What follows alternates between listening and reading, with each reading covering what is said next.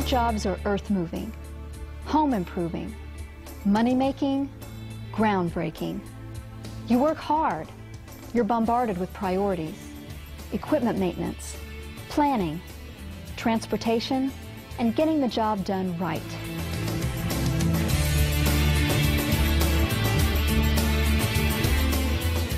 But anytime you break new ground, your most important priority should be getting the job done safely.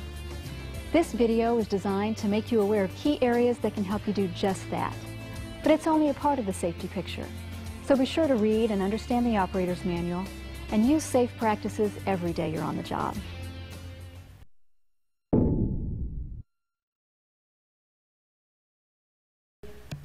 A safe job begins before you ever leave for the job site. First, with attachments fully lowered, the parking brake set, and the engine off, inspect the tires for punctures and cuts. Look over the hydraulic hoses and connections. Check for leaks, damage, and excessive wear. Check all fluid levels and top off any that need it. Check the digging chain for loose bolts and tooth wear. Also check for correct tension because it's easier to adjust it in the shop than in the field. Make sure the personnel restraint bar is in place. Decals help alert you and others to potential dangers and tell you how to operate equipment correctly and safely. Be sure they're always in place and legible. Finally, check the components that are there to protect you, like the ROPs and all guards and shields. Check that your start interlock switches are working correctly. If not, repair them before you go to the field. Then, with the engine running, use a piece of cardboard, not your hand, to check for hydraulic leaks now that the system is pressurized. Check all the controls to make sure they work properly. And make sure you know how to stop the machine in an emergency.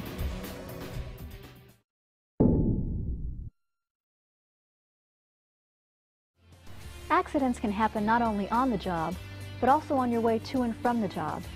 It's your responsibility as an operator to make sure your equipment is transported safely. Before you ever get started, be sure that your towing vehicle and trailer are compatible and that they have the capacity to carry the load. If you're not sure, check the trailer manufacturer's load rating specifications. Hitch the trailer to the towing vehicle correctly and always use safety chains and breakaway devices to complete the hookup. Check to make sure that all electrical connections are made so that electric brakes and lights work properly. Only once the hookup is complete should you load the equipment onto the trailer.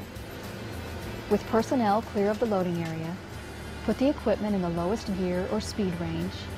With the engine at low idle speed, drive the unit onto the trailer until it reaches a position that ensures proper weight distribution.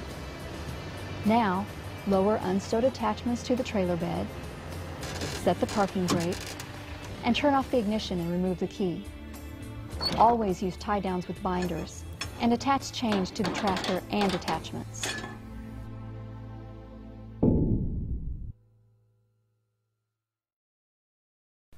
Understanding your equipment and its safety requirements is only part of your responsibility. You also have to understand your job site and any potential hazards it might present. So always review blueprints and other plans. Check for information about existing or planned structures or other work that might be going on at the same time. If you're working near a road or other traffic area, always follow local safety regulations. At least 2 days before any excavation is started, call your Area 1 call service and have existing lines located and marked. Also call any utilities that don't subscribe to One Call and inspect the job site for signs of underground hazards, like buried utility notices, gas or water meters, and junction or drop boxes. Finally, have an experienced locating operator sweep the area 20 feet on each side of the trench path and verify previously marked lines. You've prepared your equipment and your job site. Now prepare yourself. Wear appropriate clothing and remove jewelry, which could get caught in the machine's moving parts. Always wear personal protective equipment, like hard hat, safety glasses, and gloves. And always wear your seatbelt.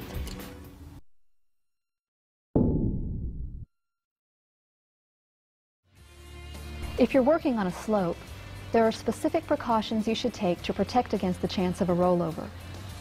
When operating a pedestrian unit, keep the attachment as low to the ground as possible, and always operate on the uphill side of the unit, so if it does tip, it won't roll in your direction.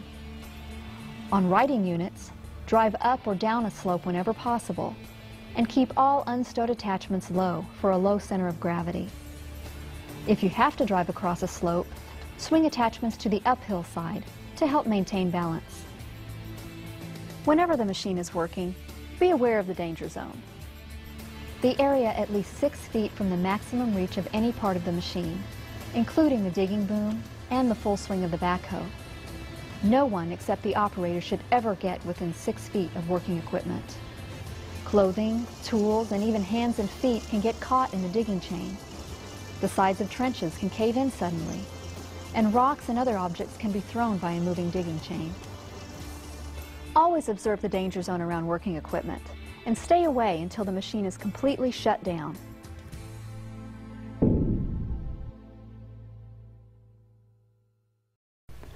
Underground construction equipment today has more built-in safety features than ever before. But the most important component for safe operation on any job site is still you, the equipment operator.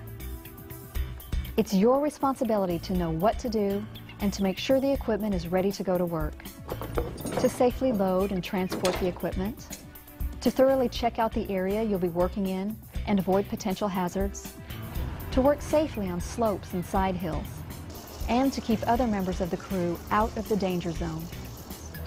Your jobs are important, so move the earth, improve the neighborhood, build the city, and do it safely.